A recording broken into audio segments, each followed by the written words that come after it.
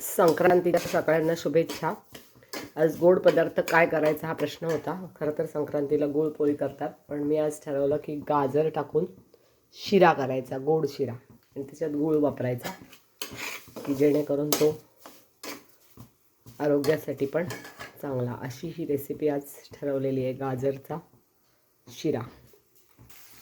मी आधी साजूक तुपावर रवा भाजून घेतला आणि रवा भाजत आल्यानंतर जवळजवळ पूर्ण भाजून झाल्यानंतर त्याच्यामध्ये हे किसलेले गाजर दाखवले, किसलेले गाजर मगाशी जे दाखवले तुम्हाला ते त्याच्यात ॲड केलेत आणि आता गाजर आणि रवा असं एकत्र भाजून घेणार।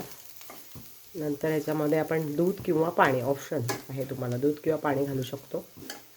मी आज पाणी घालणार आहे आणि वरून गूळ घालणार आहे, म्हणजे आरोग्यासाठी चांगलं म्हणून साखरेऐवजी गूळ घालणार आहे। आणि वेलची, ड्रायफ्रूट्स घालायचे असतील तर ते घालू शकतो आपण। सध्या रिमिक्सचा जमाना असल्यामुळे आपल्याला ह्याच्यामध्ये हा शिरा खाताना हलवा खाल्ल्यासारखं पण वाटेल आणि शिरा पण खाल्ल्यासारखं वाटेल। ह्याच्यामध्ये मी आता हे ड्रायफ्रूट्स आहेत हे पण घालणार आहे, थोडेसे जाडसर बारीक करून। एकतर मी ड्रायफ्रूटची पावडर घालते, पण खाणाऱ्याला ड्रायफ्रूट्स घातलेत की नाही असं वाटत नाही, म्हणून हे असे घालायचे। अशा प्रकारे रवा, गाजर आणि ड्रायफ्रूट्स मी छान परतवून घेतलेले आहेत।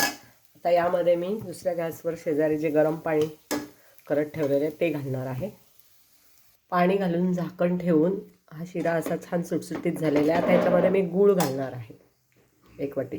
आता ह्याच्यामध्ये बारीक कापलेला गूळ घातलेला आहे। आता पुन्हा 1-2 मिनटं झाकण ठेवायचं आणि गॅस बंद करून आपण हा गाजर हलवा कम शिरा, गोड शिरा खाऊ शकतो। अशा प्रकारे शिरा तयार झालेला आहे खाण्यासाठी, गाजर घातलेला।